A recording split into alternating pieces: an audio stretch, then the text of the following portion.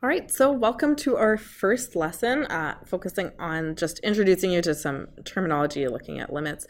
So again, where you're going to find this is in our course OneNote, looking at the content library and then going to the tab under limits. So it says intro to limits, and I just want to introduce you to a couple of things. So I'm going to switch back to a Word document for part of this, but we'll start in our OneNote. And the big thing to note is that when we're talking about limits, you're going to see notation as follows. So it says limit as x approaches 0 of some function x squared. And that's going to be your question. And just to make it a little bit more user-friendly, you're going to see it limit, and then it's usually written quite tiny, equal to 0 of x squared. So this will be kind of on your main line, and then this would just be kind of like a subscript underneath limit. So when I'm reading this, I would read it as the limit as x approaches 0 of the function x squared.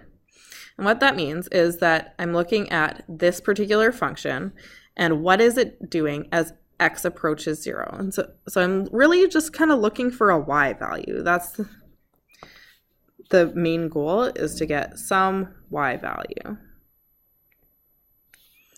at x equals 0. So some functions are more predictable than others, and that's kind of a key thing to remember, and that's one of the basic principles of calculus in general, is just how predictable a function is and being able to analyze it. So if we look at this Word document, we look at this function, and if I ask you what is happening underneath this purple dot, you might be like, oh, well, this line is continuing until like x equals -10, at which point it turns into this flat line at y equals -4. So if we were predicting the limit of as x approaches -10, we would probably say that it is 4. So the question is it actually 4? And well, yes, it absolutely is -4, but it didn't quite do what we thought. That line didn't come all the way down and connect. We have a little jump here, and we're going to look a little bit more at that later on in the unit. But the key is to note that the graph wasn't doing what we necessarily thought it would do. Up here under this black circle, we see that maybe it's a little bit more predictable because our graph all of a sudden jumps, and it doesn't keep going up here at all. So this line must terminate somewhere underneath this black circle. And if we click on it and move it over, we see that it does. Okay, so sometimes it's a little bit more predictable. Same thing here. Our line keeps going. It doesn't change slope. It doesn't change the angle that it's heading on.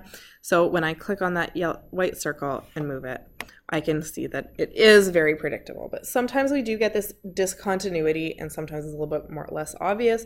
Sometimes it's more obvious. So if we look at this example, now it's a much bigger circle, so you might have some guesses about what's going on under here. So it's flat here, it's increasing over here. What's happening under this circle? Well, if I ask you for the limit as x approaches 0, you could guess anything. You could guess that this line continues over here, and then we get this parabola shape maybe here. Maybe this line continues until here, and then we just have a jump and our parabola starts there. Something funny is going on under this whole big circle. But it's only when I click and move it that we truly get to see the whole picture. And so the limit, whereas you might have predicted like 1 or even 0 maybe for your limit of this function, in actuality it's -3. So that unpredictability of some functions is also why limits are so important, because it really helps to define each individual point and look at where is it expected versus where would we actually find that value. Same thing here. We've got some parabola shape, and it continues on the other side of the circle. So I'd expect it to be defined here. And if we click on that circle, again, there it is. We have a specific point. Okay. Over here, we might expect your line to continue until it gets to a point where the parabola starts. You might expect it to be like, oh, it actually ends here and my line starts up here and continues. So you might have all sorts of guesses as to what that graph looks like, but it's only through limits that we would have figured out that this part up here actually existed. So uncovering that whole picture is really what limits are about, that predictability versus unpredictability. So did you see that coming? What about over here? Do you think it's connected? Do you think it's not connected? Based on these tricky graphs that I've been using, you might have already guessed that there was that opening between the two lines. So in the last one, again, we see some variation. You might think that there's like a flat part in here to be able to connect the parabola to that line. You might think that there's an increasing part of the parabola. All of these pieces can be looked at from the perspective of limits. Now, maybe this parabola terminates, maybe it keeps going, and that would be a question for the limits as well. And in this case, because it runs off the graph, it would continue going forever.